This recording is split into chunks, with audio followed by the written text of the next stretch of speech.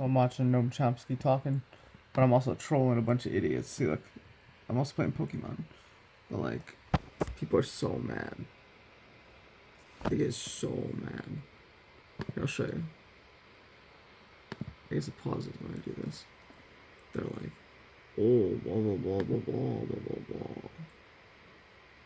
That's why I'm just like I'm against the church, which is just total crap.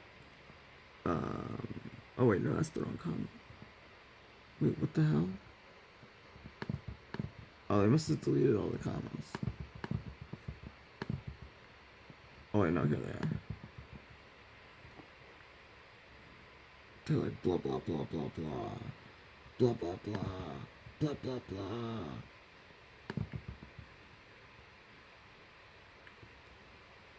And then this is where I just like, this is how you know I'm a troll. I don't care. You think I spend more than like this right here was like a 1 minute investment. This is like 1 minute investment, and then this is like I don't know, maybe like a 30-second investment. We'll see if he invests another minute, because this cost me 4 seconds. This video cost me 1:20. Away from the cops, dude.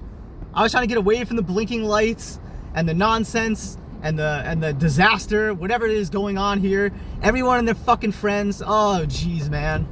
What a mess. This is exactly what I was trying to not to have happen. Fuck this. Good Lord. Oh, boy. What is going on, man? Is this like even like a... Oh, this is like... Did someone like die or something? What the hell is going on, dude? They're like saluting. This is fucking weird, dude. What is that? What the hell? Did someone die? What the fuck is going on, dude? I don't know, but I am not getting online. I'm not waiting for that. I'm not doing that. Like, there was no sign that said do not make a left. Do not. There's I don't know. So I'm really struggling right now because I struggle with nighttime lights. Like, lights are really fucking too bright. This was never that big of a problem before because everyone had the normal, like, well, I say normal, but back then it was the old yellow lights. And the yellow lights, like, they're bright, they're annoying, they're in my eyes, but they don't like actually fuck me up the way that these new modern... We ran out of memory, so I had to clear my trash. So I don't drive this way because the LEDs, when they're like that close to me, like point blank, just in my eyes again and again, and it's too late now, it's really fucking hard for me. And it's gonna take me probably quite a few hours to de-stim from that, for real. Because it's just so much fucking stress to my nervous system. Like, whether it is because my nervous system is just like right now, these lights are so fucking bright, dude. Like, for what reason? Like, even with this thing down, the little like thing that blocks my vision down, I still have to duck and look under. Today is the 12th of December, 2022. We're on our way to Albany's Rural Cemetery. I look a little bit goofy, but I would rather look goofy than have autistic stim problems. The sun is going down. It's like 3:20 o'clock, and that's really frustrating because it means I'll have like 1 full hour of like twilight dusk, and then after that it'll be brighter than a usual darkness because of all the reflected light from the snow, but it'll still be dark and cold, and I left a little late, so I'm a little frustrated by that. But yeah, it's the first snowfall of the year, so I'm looking forward to just like showing you what it looks like with the fresh snow, and I'm sure there'll be more snowstorms, but I just kind of wanted to get out today because it's the first time that we've had snow that's stuck. Like, this is winter. We've had snow that's stuck overnight, but then it melted like immediately in the morning. But this is snow that fell last night and is still around, so yeah.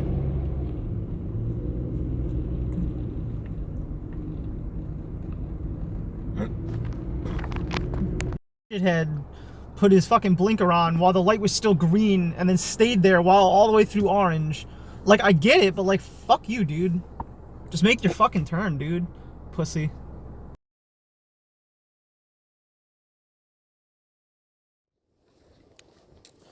So as you can see, It snowed, like I said, and you can still see it's like up on the trees and everything. Sorry for the shitty focus and shitty shaking. I don't have like a stabilizer. I just have my arm, and like it's really fucking cold. So I don't think I'm gonna stay long at all today. I may even just go home. Like, it's miserable out here, dude. Just miserable. I think it's definitely below freezing still. People are like, oh, it's warm, it's nice out. No, it's sunny out. There's a difference. So, yeah. I'll be back when there's something more to film.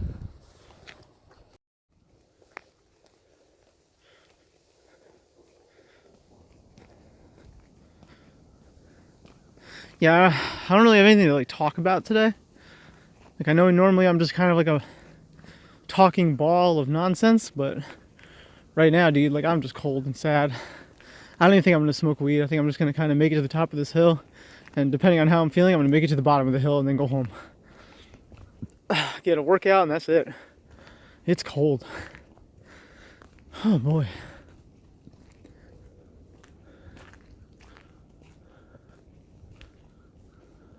You know, a song that's been like stuck in my head for absolutely no reason, and I mean like really for no reason, is and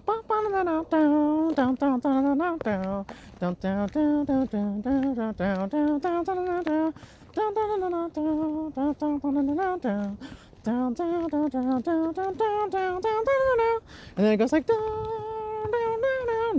it's like this whole fucking song has just been stuck in my head. Last time we were here, last time we were here when it was snowy on the ground. I'm not sure that episode ever made it.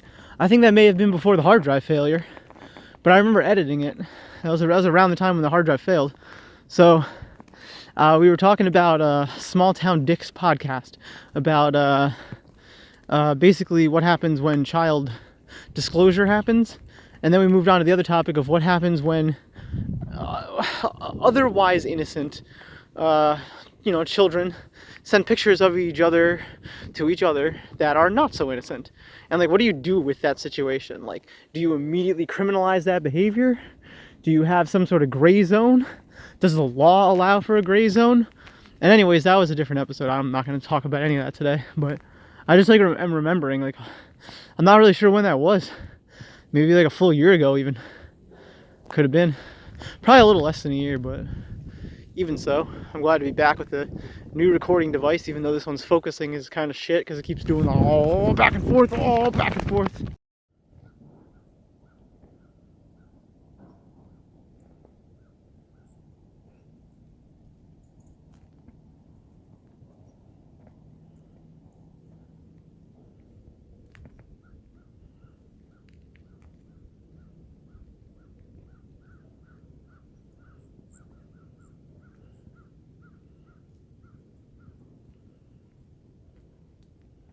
You wouldn't believe my disgust with that lady following me so closely.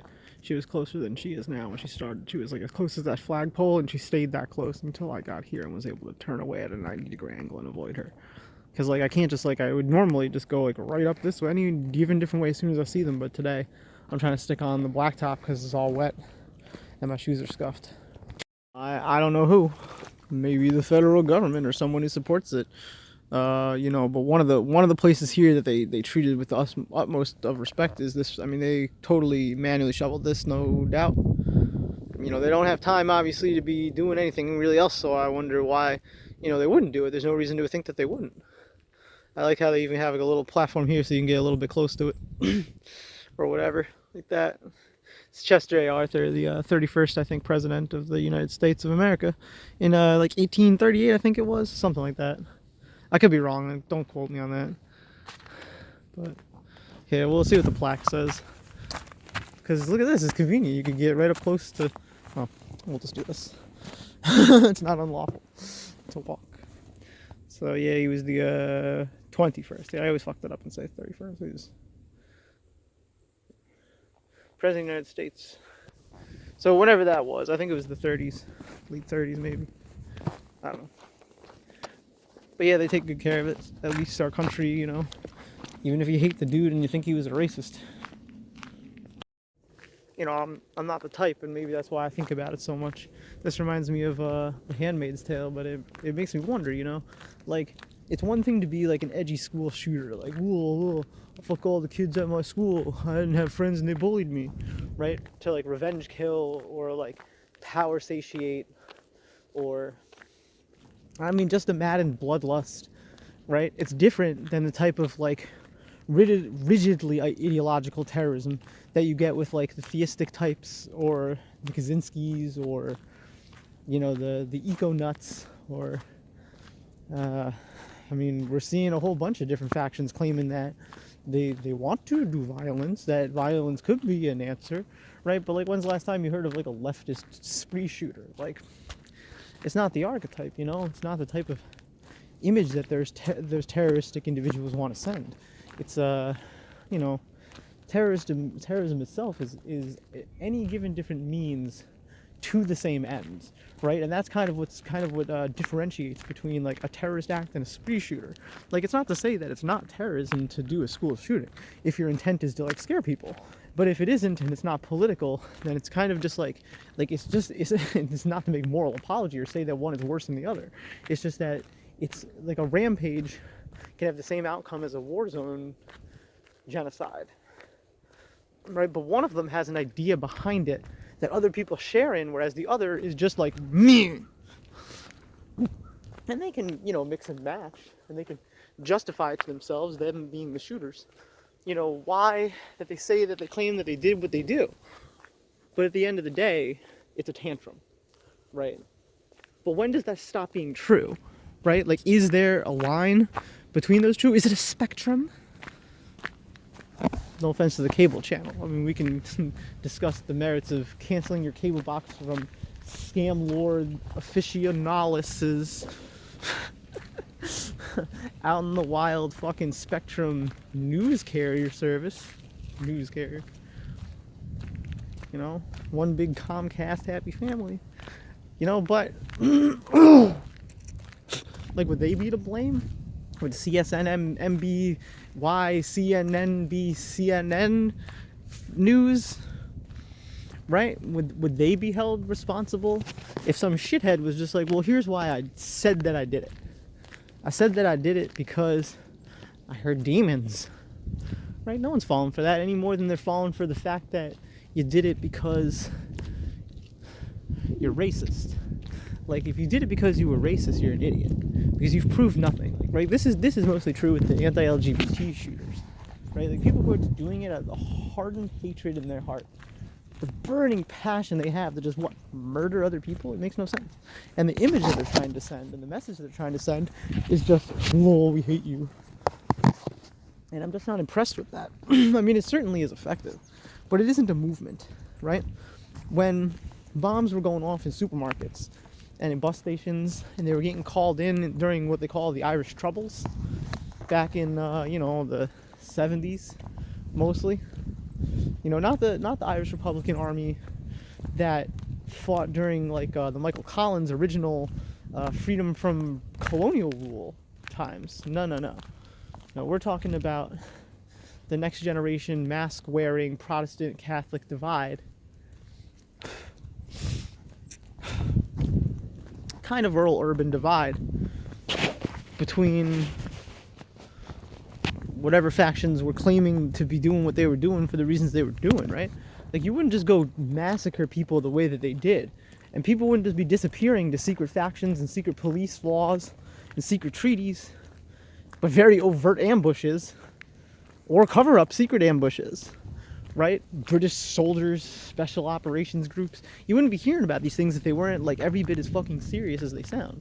And I think we're getting to the point in my country where I'm actually legitimately surprised that we don't see more organized Tim McVeigh style attacks, right? Not the type of like, herder, I'm gonna get a gun and go shoot people because I want to be a killer, but like very specifically against the government. Like, I don't think you can send a more powerful message than Tim McVeigh did. Now, I'm not apologizing for what he did. I think that man was a depraved ethno-nationalist lunatic who had hardened beliefs that were probably mostly in line with reality, but he chose to be traitorous and treacherous against, first of all, children. Like, that's depraved, bro.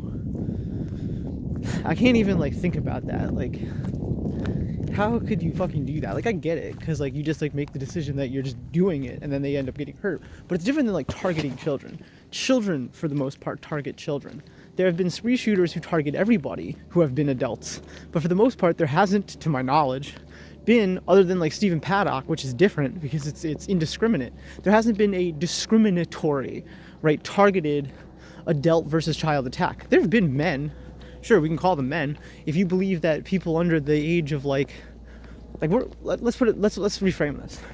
To my knowledge, there has not been many that weren't gang related spree shooting, targeted discrimination attacks against children, right? And I think that's because universally, even the worst of the criminals believe that that's not a good means to an end, because the ends is what matters, right? And I think what differentiates something like Tim McVeigh and like Stephen Paddock or this other kid Nicholas Cruz, right? Paddock being the indiscriminate boop boop boop boop boop boop, boop out a window when you're singing, "Oh, I'm Jason Aldean. Oh, I'm in Vegas. Oh." It's traumatic, right? But it wasn't really like some people say it was like a CIA program and that they assassinated him. I find it more likely that he was just a degenerate. In the same way that angry people do angry, stupid things, he just was doing angry, stupid people things. Hated the world, hated everyone in it, hated himself, and just, that was the choice he made. And then everyone else had to die with him. It's fucked up. That to me seems more reminiscent of a school shooter than does something like McVeigh, which is terrorism, right? And I'm hesitant to call, and I think most people are hesitant to call, school shootings terrorism.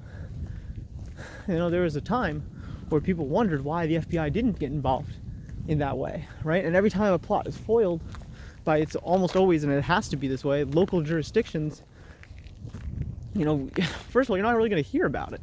Like, say every single year, 1% of kids, that's not even a lot of percent. Say 0.02%, right? Two out of 2,000, or 1.01%, 1 out of 1,000 kids is destined by fate, by genetics, by ideological indoctrination and nightmare psyop 4chan bullshit to just go do this stuff. Heard here, I'm gonna shoot people, right? That's not a very large percentage. Do you think that the schools ahead of time can't identify? Well, do you think that the strongest aspects of our military apparatus and our, domestic watch list group aggregating, NSA sniffing Homeland Security, all this different, Big Brother nonsense, do you really think that they can't figure out who those kids are, identify the patterns between them that are identical? Now, historically, this may not have been true, right? Like, well, why didn't they start doing this yesterday? It's like, man, the internet didn't exist in the era, right? Like, we couldn't possibly have looked at their online activity and known that them downloading Doom, the video game, was going to lead to this, right? Because the mindset they didn't even understand any of it. Implying the video games caused the Columbine shooting, which is not true, but that's what I'm saying. Like, we didn't have that information. We being collective society, we didn't have that information. The information that is known now by those people is breathtakingly more lucid than has ever been. I mean, it makes the DSM look like an 8th grader's project. Like, yeah, you can pretty readily identify different personality archetypes just by looking at it. Whoop-de-doo. But let me tell you about the nuances. Let me tell you about the 1,300 different blood ethnic groups that we've identified based on the outcome of their DNA and twin studies that we've traced through 13andMe and their Walmart shopping lists and their aggregated playlist summations, right? Statistical averages and mean deviations. Like, who knows, right, what metrics that they're using to measure us. Any metric that you can imagine or not imagine, they're already, for years, have already created programs to make those analyses. As fast as I can come up with them fictionally, just to kind of throw buzzwords at you to give you a loose idea of the conception I'm talking about, they have already refined that, and people far smarter than I have written and marketed it, or kept it classified, under lock and key the same way that MK Ultra was locked under key, right? Or encryption, not even key. Like, the people that know what they know so much more than anyone that has ever come before. So what do you do with that? Like, what do you do with that, like, omniscient view into somebody's life, into a target's life? Like, how do you pick apart when and where it is appropriate to tip your hand that you've already intruded, right? Because say that they know everyone's dirty laundry, everybody's. They'd have to arrest every single scammer, credit card theft, or clothing ring, stolen clothing sale ring, perpetrating operator, whatever you're going to label them in court. They have to go after all of them. Then you know who else they'd have to go after? The pedophiles, which means they'd have to go after their own ranks and their own religious hierarchies. The whole thing would come apart. So they gotta pretend that they gotta look the other way. They gotta look the other way right up until your kids get shot, right? Now, this is not to say that I think that the government should intrude on your child's, you know, online behavior. I think if someone reports them, sure. But I think that if the anonymous report that, well, we got a tip, if that comes from the NSA, we got a big problem on our hands. Because maybe it's true, and maybe they do prevent the next Columbine, maybe they do prevent the next Nicholas Cruz from getting psyoped, getting memed into it, blaming it on some dysgenic brain damage nonsense. Who the fuck cares? Demons. Right? Are we going to allow people to take control over the behind the stage production? Now, here's the interesting part of that question. This is already like fact but not enforcement. Does that make sense? Like, they already have this. The same way that, like, you can't sit here and pretend like if your iPhone can identify you, right? And your iPhone can't necessarily know who you are, but your iPhone knows when it's not you, even if it is you and it doesn't know that it's you. But the point is that if your iPhone can recognize you and authenticate you, what level of detail can they identify you if you're a person of interest, right? Now, if you're not a person of interest, if you just never say the right buzzwords and you just stay within the lake of, like, CNN defined, right? They call it the reservation, the mental reservation. If you wanted to stay asleep your whole life and pretend and act like things don't matter, that's fine. Honestly, that's fine. And some of the nicest, softest females that I know are doing that. They're snuggly wuggly, and some of them have kids, and their kids are just as nice. But and you know what? Those people don't need to know about the crooked gangs down the street. I think it's their business, you know, to know if those gangs are affecting their kids or them. But I don't think it's the government's business to tell them. Not even if it intrudes in their schools. Like, if you're selling drugs to an underage kid, and I'm not suggesting anyone should ever do this, but let's use something that I would defend, right? Say you're selling psychedelic mushrooms to a 19-year-old, right? I don't see anything wrong with that, personally. That's a felony. That's a straight up felony. That's a Schedule 1 narcotic or Schedule 2 narcotic by the DEA's how illegal are things table, right? So say you sell it to a 19-year-old. Okay. Hell, let's say that it's to a 21-year-old, right? But because it's criminalized, there's a huge incentive now for them to sell to their 18-year-old friend. Well, their 18-year-old friend actually isn't 18. Their 18-year-old friend is a 16-year-old college kid, but the college kid, when you meet up with him, is actually a high school kid, and then the high school kid shares the shrooms with his friends, and then one of them dies, right? Which would never happen. Seriously, that wouldn't happen. But say it did. Say the psychedelics killed this kid. Is the government, first of all, going to take responsibility? No. They're not going to be like, well, we made it illegal and then we didn't enforce it. That's not how it works. They can make it illegal and not enforce it all they want. That's the whole point of a law. The whole point of a law is to selectively allow certain people to use it. Because otherwise, if there's no gate, then it's free enterprise. And again, this is not to make apology for the illegality and the illegitimacy of the DEA. It's very silent out here.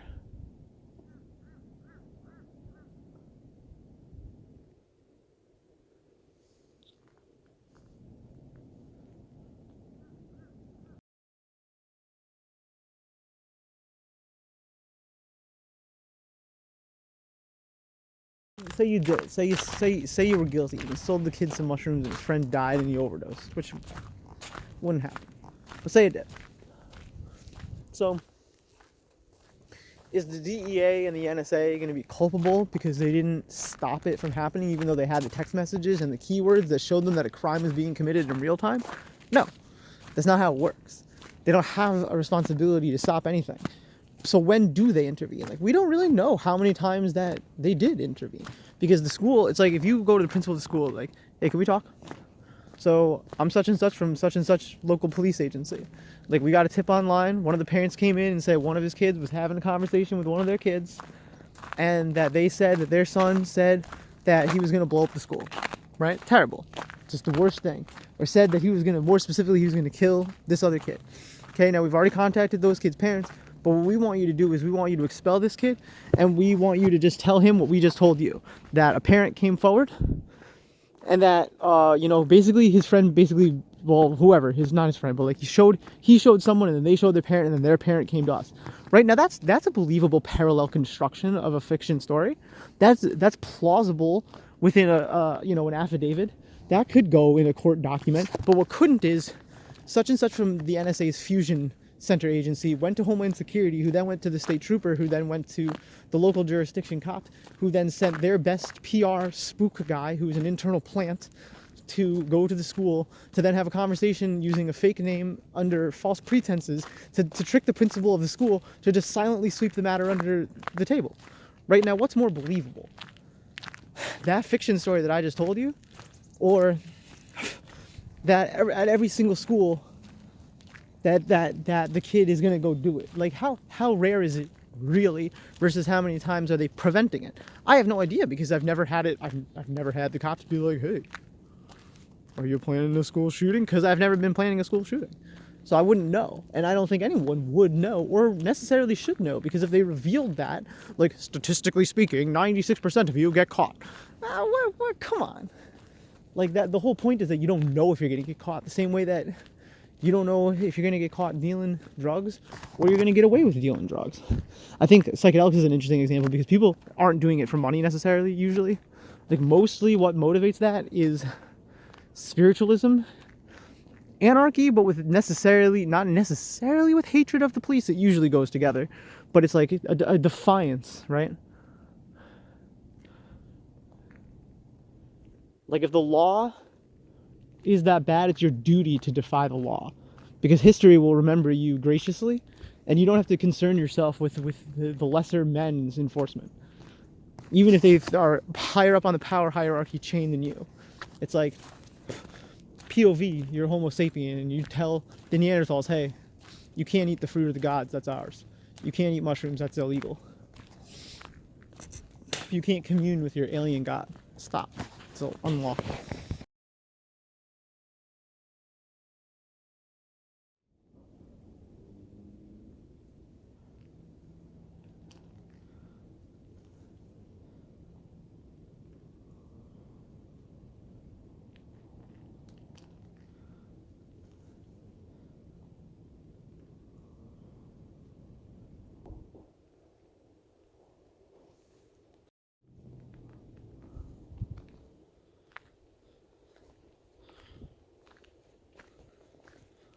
People are like, Sarah, Princess, why do you focus on the negative? And I say, if I answered that question, I would be talking to a fucking narcissist. Why am I going to answer that question, right? Like, that's not something that is owed respect. Because, first of all, it implies that it is true, and it's not. I talk about all types of different things, which is already more of a response than is dignified to this inquiry of why. It's like, have you not read the name of the show? The name of the show is Rainbows and Razor Blades. Sometimes it's a lot more rainbows than razor blades. Sometimes it's a lot more razor blades than rainbows. Sometimes it's balanced. But the show itself is a show of extremes, and that's just kind of the answer. It's not negativity, it's razor blades. So one of the biggest problems I've been having these days, this is just today's episode. So one of the problems I'm having these days is I legitimately don't know how to explain how I'm feeling to myself or to others. There aren't words for these feelings. Like, they're distinctive, but they're not like if you didn't know what being hungry was, you wouldn't necessarily know that you were gonna die if you didn't eat.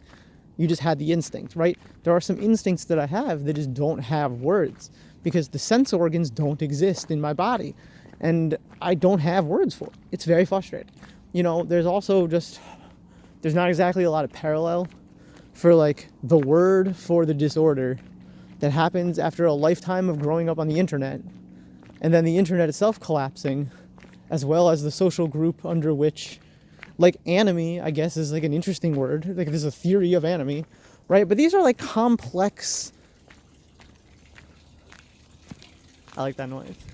These are like complex, well-developed ideas that were not created by transsexual abuse victims. Not to victimize myself, but like, you know, like I don't seek sympathy. I just like, there's a very real trauma component. And like, if you didn't know what trauma was, you may not have feelings for your trauma because it's not exactly something someone teaches you about until they do, right? Like the people who are traumatizing you aren't teaching you like, this is why we're traumatizing you and this is how it'll affect you, right? They're not going to be your therapist when they're beating you.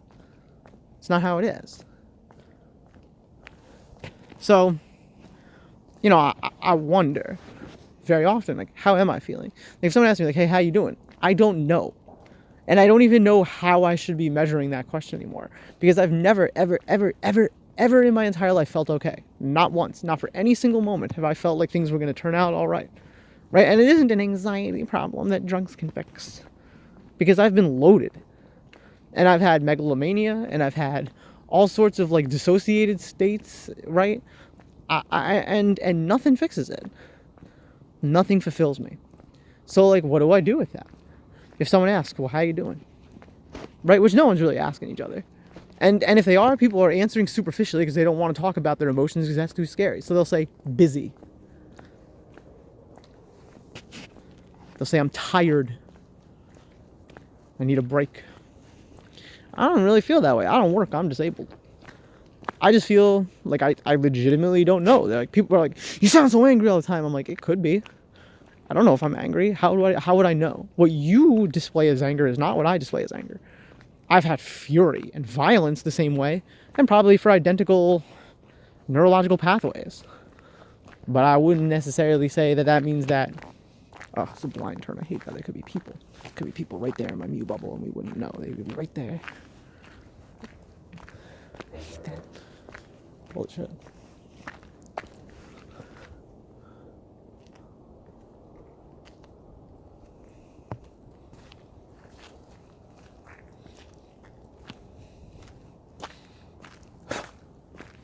So I wonder, you know, like, how do I discover how I'm feeling? And what I'm discovering is in the process, because it's not like I've just been idle on that question. I've been really trying to develop a vocabulary for it. Because the more you develop a vocabulary, the more you can think and talk and feel about it. And I have been so far largely unsuccessful in this endeavor. Like, there just aren't words. And where I do find words, and I do find concepts, and I do find, like, long, elaborate stories that are similar to enough to my own, you know, I find the same common buzzwords. Autism, high functionality, late development, blah blah syndrome or another thing, right? Like, people pathologize it as if there's something wrong, and I do think that there is something wrong with me, but I don't think that these feelings inside of me are necessarily broken. I think they're accurate. There just aren't words for them.